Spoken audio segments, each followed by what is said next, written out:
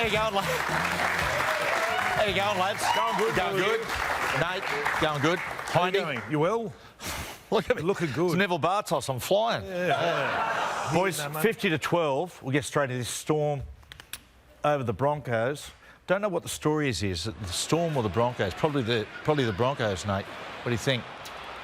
I'll go with the Storm, mate. I think they did pretty good there to keep their foot down over the period of probably about 60 minutes of sort of half-decent football for their standards. But, yeah, 50-12 is not a friendly scoreline for the Broncos. A lot of people were saying about Craig Bellamy that he'd probably rest a couple of players and take 2 or 3 off once they kick clear, but mate, they don't know Craig. He's pretty ruthless. Well, it was, I think, this game last year, the corresponding game, he rested all those players and they got thumped in the first round when they played the Broncos in the semi-final. So he probably thought they need to go in with a game under their belt, and they were what we all expected.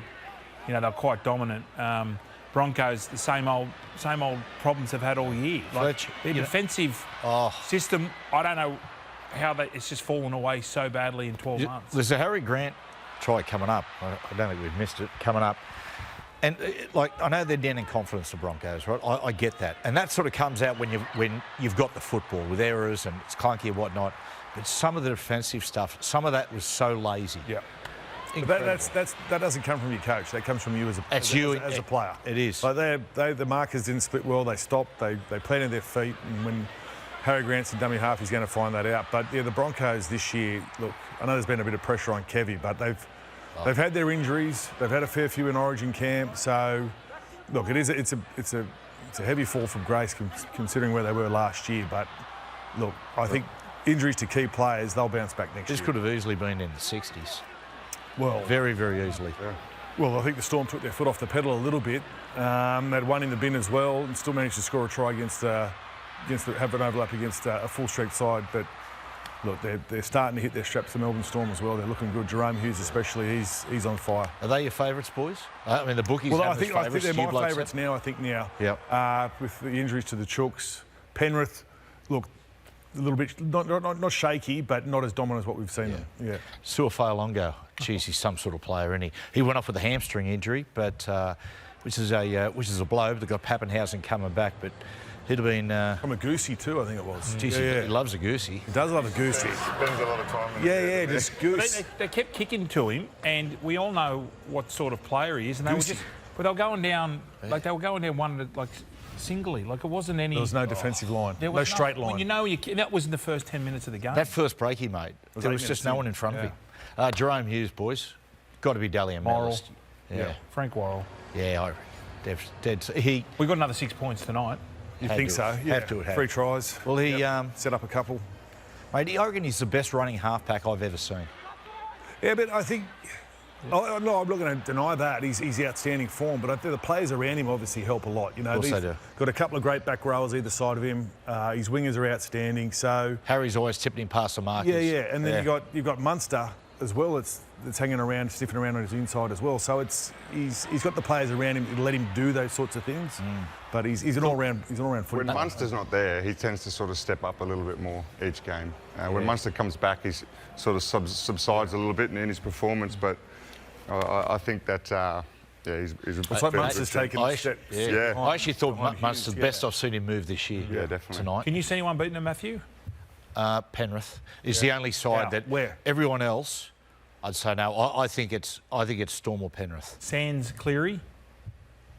Makes it tough, but Penrith got a hell of a pack. I still think they're capable, even if Nathan does not return. But it's definitely Storm, Panthers, and a gap. Particularly what happened to the Roosters last week. Boys, Broncos. Right, everyone's had their say on the season. Nate, you're a Queenslander. What's your thoughts on it?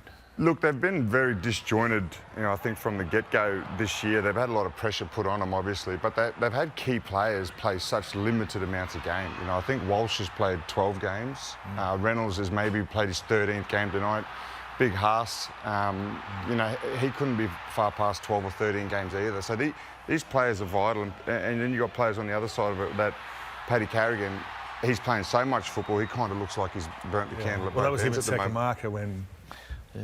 Well, it's been difficult for them to stay as a team, but, they're they're Brisbane Broncos. They're getting a few teams around them that are playing some good footy. I wrote about it today, Nate. Right, and just from experience, when you play in a big city that is football crazy, and we had that at Newcastle, and the Broncos have that at Brisbane at a whole nother level. Success does bring some real challenges. There's no doubt about it. Well, adulation and praise. But what did you call suck your desire. What did you call yourselves in that article? Flogs. Flogs. Yeah. Well, I was going to leave me. No, well, I said not all the team. I said just Joe and I were flogs, but everyone knows that. But unfortunately, when you are winning and you have a year like they did last year, and they were red hot through that season, everything gets noticed when you're not winning. Yeah. You know, as soon as you start to lose a few games, people are always going to be, I suppose, experts around you, and they're going to be pretty critical in your actions. And I think that, you know, it's just become very evident a few things that they are not doing properly, and it sort of shows in the scoreline. Tough on Kevy. Very tough. Very tough on Kevy. Now, on the show tonight, we've got the finals on the line. Knights and the Dolphins on Sunday. It's going to be some sort of game.